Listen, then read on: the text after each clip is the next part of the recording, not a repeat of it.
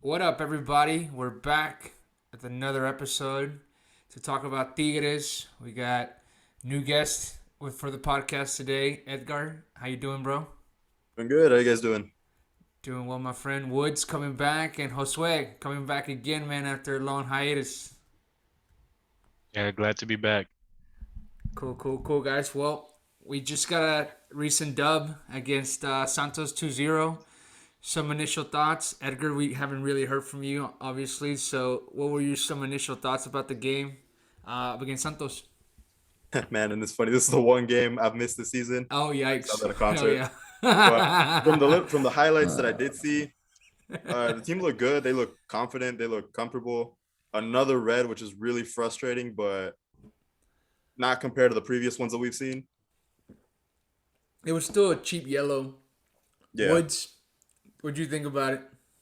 Trying to get onto the referees of the game because they've pissed me off once again. Once Yeah, again. man. Every week. And we had a Let's couple. We had a couple like incidents too, like that step on Aquino that was yeah. called a red the week before on Angulo. Right, let's I'm just gonna breeze through these positives, you know what, because this is it's just getting ridiculous every week. But I thought because obviously none of us were very confident going into the game with the form Santos like winning all on, and I was talking about the likes of Kevin or Campos at the back and just nullified the front four. And the way we attacked them, initially we all went into the game thinking maybe Piojo's got the team a bit wrong here, but in the balance of things, we lucky to maybe not concede a one or two, but in the balance of things, we've done well. I thought it was a really good performance to bounce back in. I think Hugh Gallardo coming back in, he's just a great defender, isn't he? I mean, however old he is now, he's always so reliable to come in, and you can't drop him when he's defending like that. He saved us on a few occasions there when we was hit on the counter attack. Obviously, many of those times we were opening gaps was after the red card of Carioca. So no, a good convincing performance to build off on, and I think we can string more wins down the line. And again, we should go far in this title run. Yeah, absolutely. I mean, we had some standouts too from Cordova, another game in high form. I thought Diente had a really good game, and Diego Reyes, as well as Uayala, and Nahuel, of course, with some key saves. But Josue, what are some things that impressed you more about this squad, especially in the first half? Because that first half was a great performance of what we expect Tigres with the talent that they have, to be able to play. Yeah, that first half really had me with high hopes for the second half. I thought it was going to be a blowout victory, but unfortunately, early on that second half, we had 15 minutes we were man down. But I think that it was a really good played game, and even though we were a man down, to manage that zero in the back, it's pretty impressive that we've seen this time after time that we get a guy that gets a red card, but we're able to manage that zero. So I th- I think that if we're able to keep all 11 guys on the field, we'll be pretty good. I mean, it feels like it's just always a handicap going into every game, man. Like we're just always Yeah. at a disadvantage, and like we either have to defend a lead or a close game, or just be cautious overall in how we're attacking and change the way that we start off the game. So, um, I don't know what you guys thought about Carioca's game overall, but I thought that was one of his worst games that I've seen in a while. He was walking most of the times, um, either when he got beat on possessions or just moving in progression to attack and move the ball forward. Did you guys see anything similar? What did you guys think about him? I, Earning those I yellows. disagree. I disagree. I know I can see where you're coming from about he wasn't as lively as we'd like to see him, but I think that was the role he was meant to play that game. Obviously, with the high attack intensity he was set up with, he was obviously told to sit deep, keep calm, control the ball. I don't think there was many sloppy moments in him. I thought he just did a standard job, to be honest. Maybe a bit clumsy with a red card, maybe, or maybe the referees think this is ping pong. I don't know, but I also want to highlight the runner at right back, by the way. It's basically his debut. and he fit in perfectly, I'll tell you what. And those defensive qualities we were looking into him about really showed that game. And he's going to be a real key signing heading into the rest of the season. So, yeah, that's good.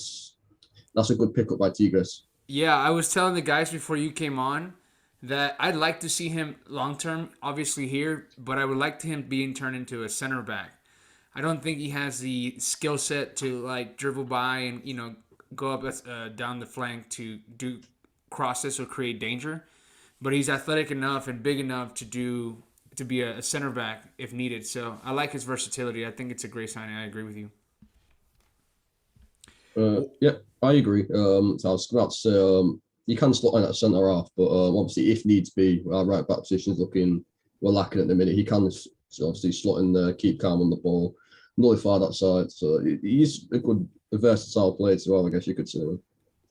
And we had Luis Quinones, good game, right? What would you guys rate that game? We ended up with a goal. He stole the ball, provided some key crosses. What did you guys think about him? I thought he had a really good performance. I think had he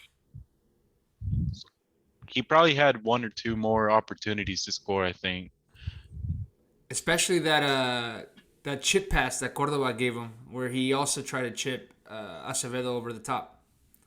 That should have ended up in a goal. I think Acevedo read that perfectly, though. He knew where that ball was going. Yeah, man, he had some great saves too. He had that one against Gignac from outside the box. And then, obviously Tigres created a couple more chances where he was very present and to not allow any goals. But we move into the Clasico this weekend. What are y'all's expectations for this weekend? What are you thinking, Edgar? I know for sure we're going to go in winning. Seeing how they did against Santos, the team feels completely different from 2 or 3 jornadas ago. They're focused. They seem like they're ready for it. I think we're going to win 2 or 3-1. Nice. Hell yeah. I'm all in for that. He's right. What about you, Woods? What are you thinking? What is something you want to see change or something that you want to be improved on from this past game moving on to this Clasico? Well, it's almost a perfect game to bounce back on, isn't it? Beating one of, if not the most informed side in the league. And Rayados has been obviously right up there, obviously, unfortunately, this year. However, I do see weaknesses in the game.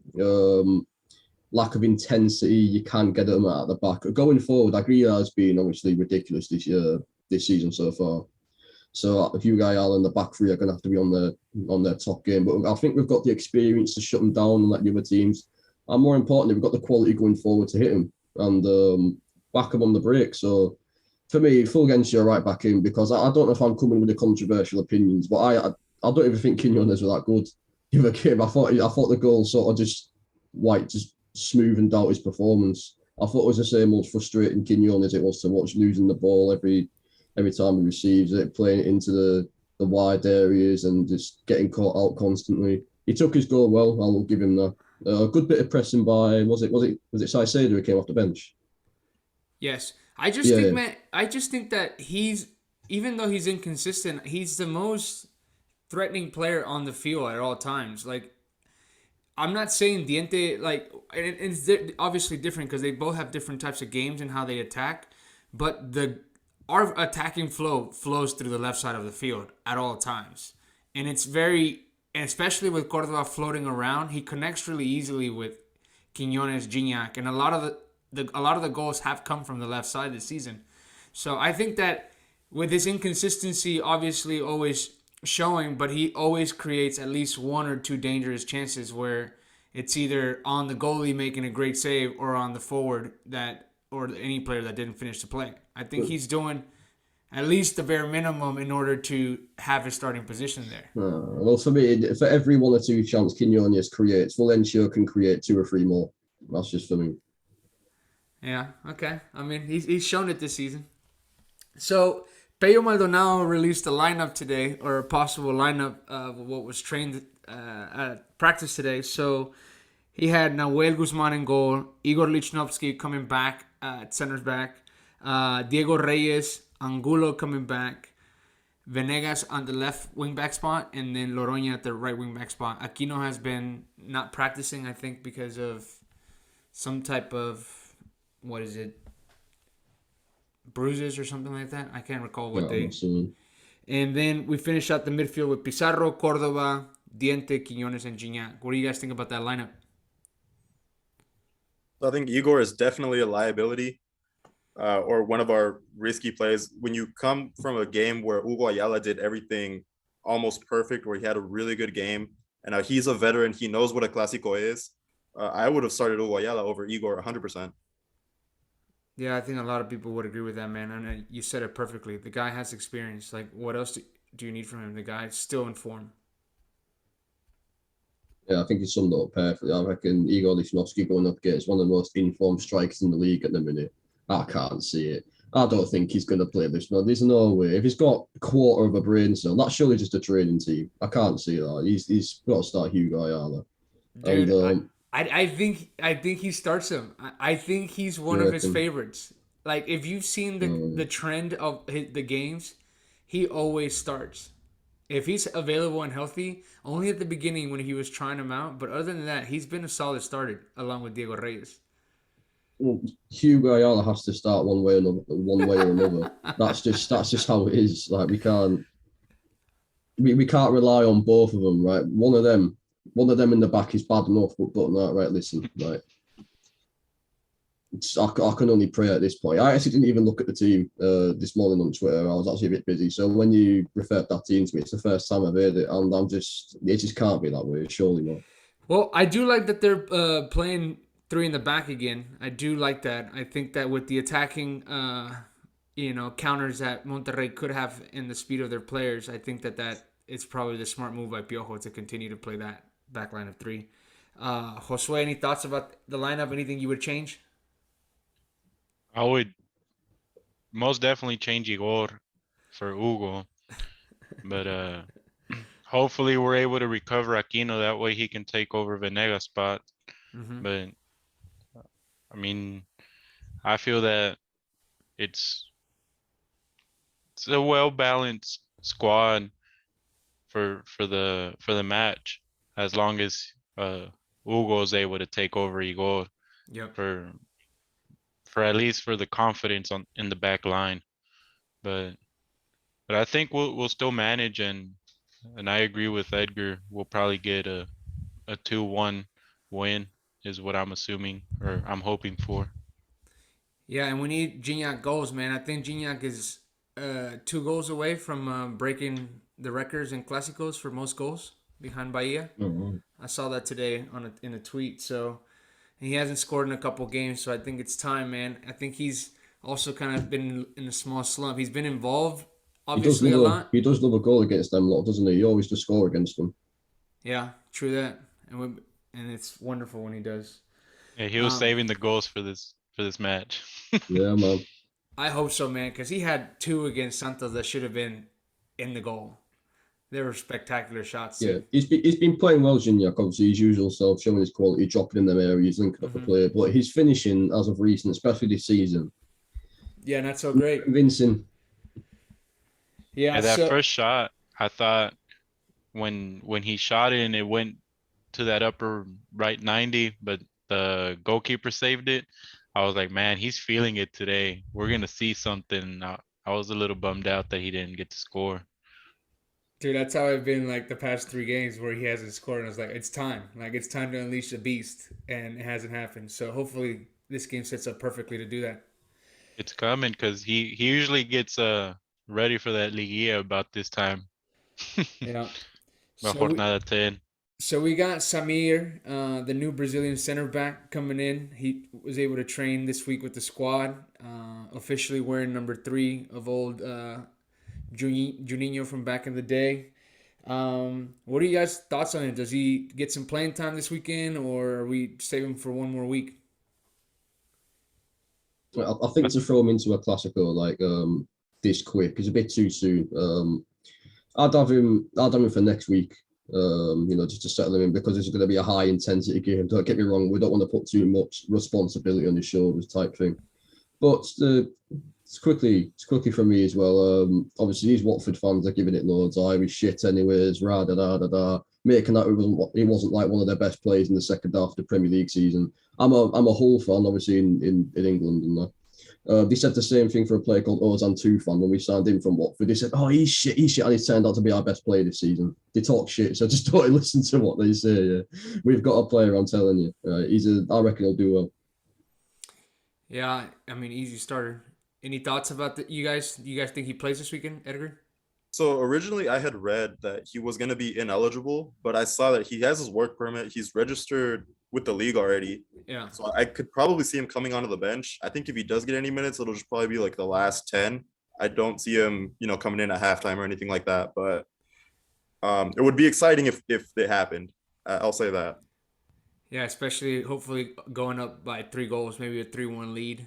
Subbing in, secure Yeah, I a was lot of thinking that games. maybe if you're like 3-1 up in the last 10 minutes, then you can bring them on a bit of confidence and stuff. But and I and don't think most it should like start. and most likely come in to sub in for somebody with the yellow and in the back because we can't You're already stay away from predicting it. cards. Yeah, man, we can't stay away from cards. I've never seen anything like this from a Tigres team. I mean, I don't recall. I mean, I think honestly, if I had to think of a team that was as dirty as this team as far as like cards, I would have to go back to like 2006. There was a player, I don't know if you guys remember Edgar and Josue, um, Fabio Cubero. Do you guys remember him? Long hair Argentina, number 5. He was No, in our bad years, dude. It was like '07, '08. Like we were terrible. And he was an Argentinian dude. He was dirty. He averaged, I I think he remember. played. I actually remember him. I don't know. I remember him playing for Tigres, but I do remember an Argentinian defender by that name. Yeah, he played in Italy for a little while, but Fabio Cubero was also our defensive mid for a while. But we were just a bad team. We had Blas Perez as our starting forward with Lagata Fernandez, and it was just bad Tigres teams. But anyways, this guy was a few red cards a season, at least 4 red cards a season. So, but other than that, I haven't seen a Tigres team be that dirty as far as cards. But anyways, just one last question. So with this, addition of Samir, what do you guys think the ideal defensive line that he's envisioning? Because one of the things that now that we have this depth is we have at the left back position, Aquino can play and now has proven that he can defend really well as well as attacking. Angulo is also a left back that can play there. But with the addition of Samir and then especially with Piojo as a stubborn with Igor and Diego Reyes, we know Uguayala's most likely not going to get in that starting nod. What is the ideal pairings in the back that we're thinking? Does he keep Pizarro in the back line at 3 with Samir and Angulo? Does he make him play off foot, because he's a left-footed player? What do you guys think the actual ideal lineup? Maybe not this game, but moving forward or to start the playoffs. I think we could see the Pizarro and Angulo with Samir. I think that would be really good. I think too, there's just something really stubborn about Piojo. If you've noticed, the players that he's brought on are kind of his favorites, and I feel like they're getting more playing time because he's trying to justify that. I think with the incorporation of Samir, not that he'll ever accept that bringing Igor was a mistake or that he's clearly out of form, but I think he's going to use that as leverage to kind of just make those defensive corrections that we're missing throughout the season. Yeah, totally. I'm Josue? thinking he's gonna use Reyes, Samir as and go back to a line of 4 And does he play Angulo on on the. the left back? No, I think he's gonna go with Aquino. And so you think he's gonna bench Angulo? Yeah, or probably rotate Loroña and Angulo depending on the form. But Yeah, that's why I see it very difficult, man.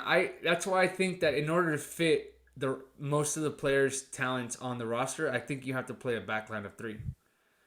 yeah, And then move Pizarro up. I have Aquino as the left back, Angulo, Samir at that. I don't want what you want to call it, a sweeper or stopper. That guy that can pull out of there. Just because he's got so much skill set on progression with the ball to come out of the back. And then I have on the right side Igor Lichnowsky and Loroña because I know Igor is just going to be Piojo's guy. So I have Aquino, Angulo, Samir, Igor, and Loroña in the back and Pizarro sliding back to that defensive mid position. Because after what I saw with Carioca, I now understand why Piojo is not so high on Carioca.